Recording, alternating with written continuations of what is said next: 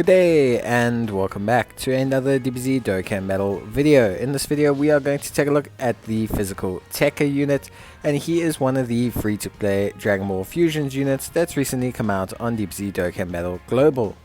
And he is a 77% crossover category lead, with also being a 50% physical type lead.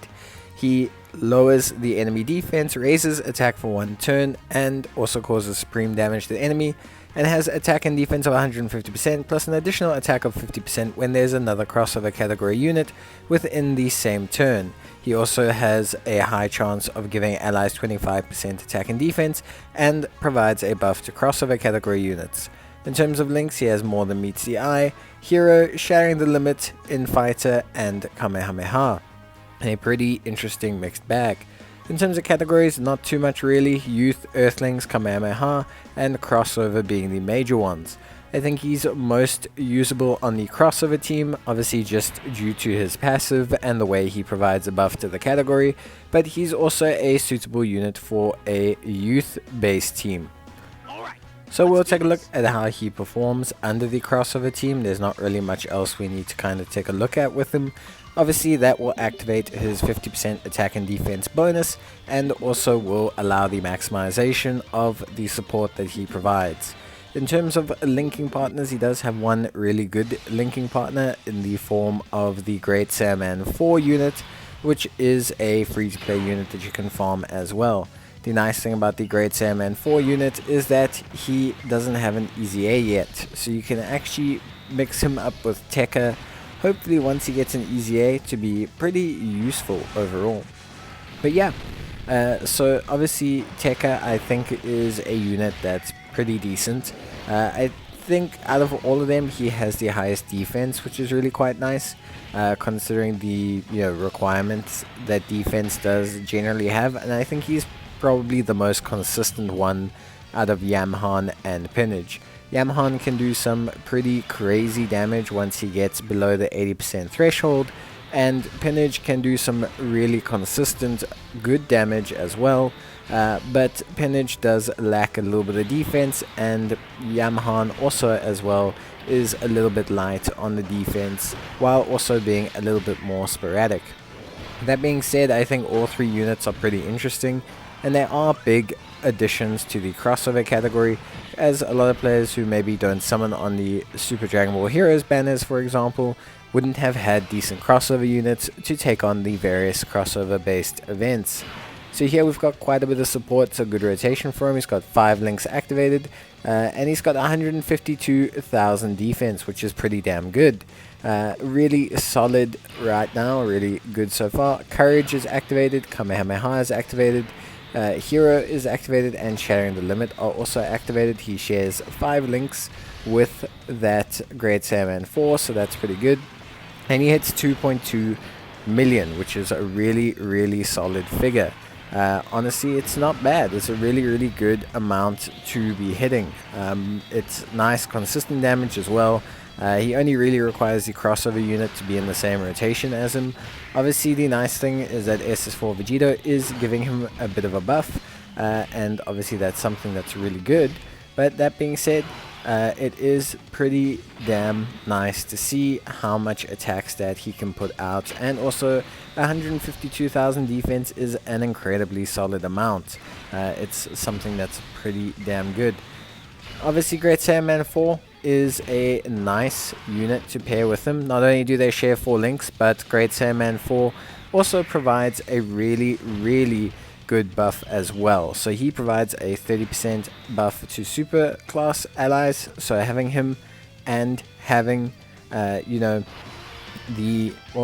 much having him and having the buff from Tekka makes them a pretty beefy combination together. Obviously Great Saiyaman 4 does stack continuously, so that is something, and yeah, just overall pretty nice fun combo to run. You can see here they share those 5 links, which is obviously very helpful, and yeah, for me overall I actually really like how they're performing.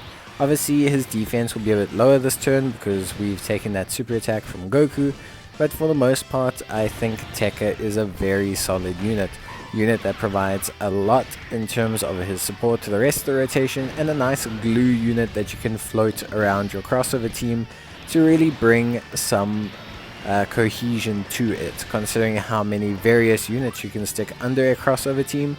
The high chance to proc that additional buff is also quite nice. It can help him out on Earthlings teams if he's on there, but I really think crossover and Earthlings are probably the teams that I would run him on the most. I don't really think there are other teams that necessarily benefit from him a lot. That being said though, I mean, you can run him on any team. His high chance at proccing at 25% attack and defense support is decent enough, and something that could obviously help you out quite a bit. So it is something nice, but the fact that he's not like a set 25% attack and defense support with key and all of that does mean that there's obviously some kind of limit to how many teams you can run them on, because there will probably be better units in terms of support for those categories. But that is pretty much it for Tekka. I don't think we're going to need to take any more of a look at him. We could see the consistency of his attack and defense, and overall he's got a nice cohesive kit that can be utilized on various teams. So obviously we're just going to look at linking partners for this guy. In terms of links, as we mentioned before, he's got Courage, Kamehameha, More Than Meets the Eye, Hero, Infighter, and Shattering the Limit. To be honest with you, More Than Meets the Eye is a very, very difficult link to activate. It's not something that's going to be fairly easy to occur, barring one or two units that are definitely going to give it to him. So it's not something I would chase, but it is quite a powerful link. I would start with Shattering the Limit and Kamehameha. Those generally are what I consider his most common links. Things like the Innocence, for example, is also quite a powerful link that you can get quite easily on youth teams and things like that, and Infighter as well. So if we take a look here, obviously Yamhan, very nice pairing unit for him. Great unit, also free to play, nice synergy. 3 links, nothing too crazy, but obviously that buff from him does aid Yamhan as well, and Yamhan fulfills the crossover category requirement of the Tekka as well. So that's a nice little bit of synergy between the two units from the actual event. Obviously if we take a look at his other links, things like Courage, which is also a key link, you can see there are some more options. It is quite common on Earthlings teams. Units like Tien and Krillin do share Courage with him, which is nice. They also usually have Shattering the Limit, which is also a nice link set, so you can get that 3 key as well. So both of those nice links to have, very cool synergy there between the units, and something that just allows them to really function on the Earthlings team basically, which is fine. I think it's definitely needed.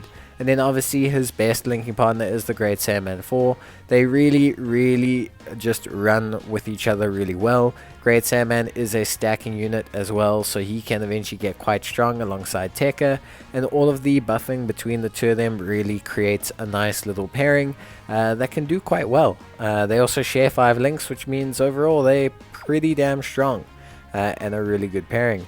But that's it from me, guys. Hope you enjoyed the video. Leave a like if you did, or leave a comment if you have any queries, and I'll see you in the next one. So until then, stay safe, take care, and bye.